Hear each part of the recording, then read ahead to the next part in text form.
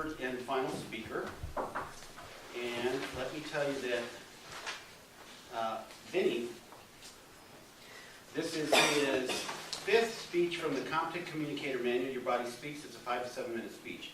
We're all members that we all remember, the first time we did a particular activity. No matter whether it goes well or turns out to be a complete disaster, it will provide lasting memories that we never forget. Here to tell you about his first time snowboarding is Vinny Meta with Hitting the Slopes. Hitting the Slopes. Vinny Meta. Vinny, come on.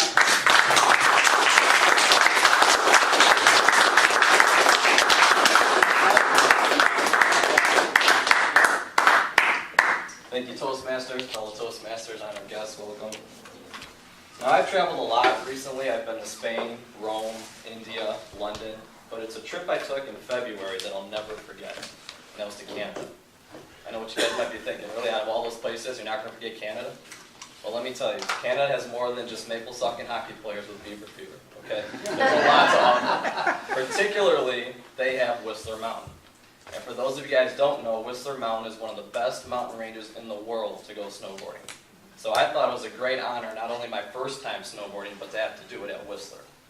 And the only thing I did to prepare was I was Googling YouTube videos of Shaun White snowboarding, figuring he made it look easy, should be easy for me, right? I was wrong. So from the moment I got there at the lodge, I was in trouble. First of all, I pick up my snowboard, and I guess the proper way to carry your board is underneath your arm, as if it's kind of like a rifle. Well, I didn't know that, so I was holding it on my arms like it was a plate of hors d'oeuvres. And I was lucky I wasn't decapitating little children as I was walking by. So I finally got from the lodge to the ski lift, and now I had to strap in. And the proper way to strap in is you put your board down, and you're supposed to put your lead foot in, and you leave your lead foot out. That way you can walk with your free foot and drag your board behind it. Well, most people can strap in by just bending over as if they're tying their shoe. I couldn't do that, so I had to sit down on my butt. And I figured I'd be on my butt a lot that day, so I'll just get a head start anyways. So I was sitting there, and for the life of me, I couldn't get the clasp to shut on my boot. It literally took me 4.5 minutes to shut that clasp. And the worst part is my cousin was watching me for 4.5 minutes and then decides to help, and on his first attempt, he gets it to shut. So I said, okay, great. But now I'm on the ground, I need to stand up. And the only way to really stand up is just put your hands behind you, and you just got to lift your body up.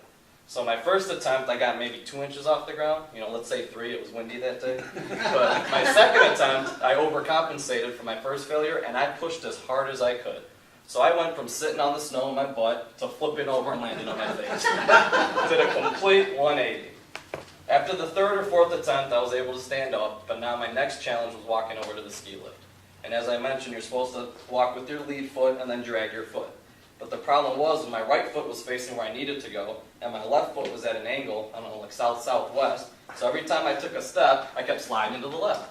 Take a step and slide into the left. I mean, I looked like a zombie from the Thriller video.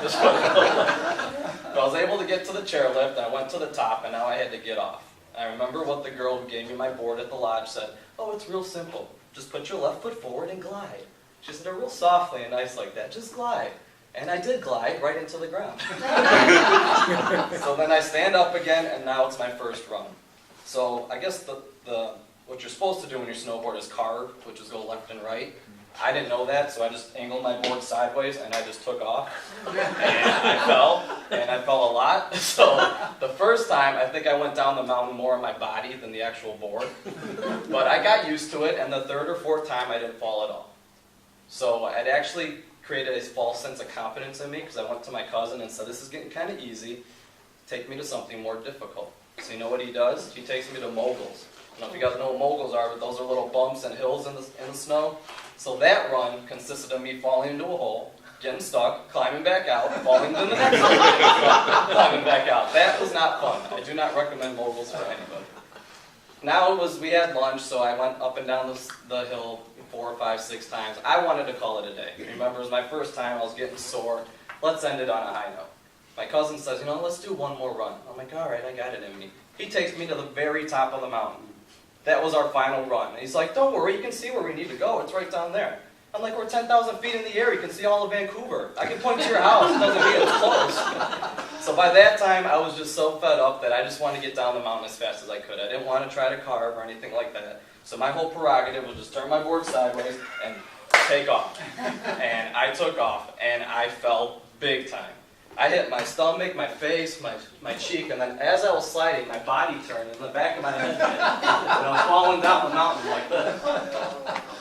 And then I think I lost consciousness because I remember looking up, and I heard a voice. I thought it might be God at first. But it was a bunch of teenagers at the ski lift going, "That was awesome, bro!" And here I am wiping snow from my eyes going, "Yeah, I meant to do that." So my embarrassment actually turned into gratification because I got applause from my audience. I got up, I went down, and I was out of commission the rest of the trip. I mean, I stayed in Vancouver for 3 more days, but my body was so sore. I've never been that sore in my life. I've worked out before, had, one muscle group sore, but my entire body was out of commission. Even sleeping, trying to turn to the other side was difficult. But all in all, despite my trials and tribulations, I really did have a good time there, and I really cannot wait to snowboard again. And it's times like this when you can look back on it and laugh and realize that you'll never forget the first time you do something. Well, I, for one, will never forget the first time I snowboarded. That's what I was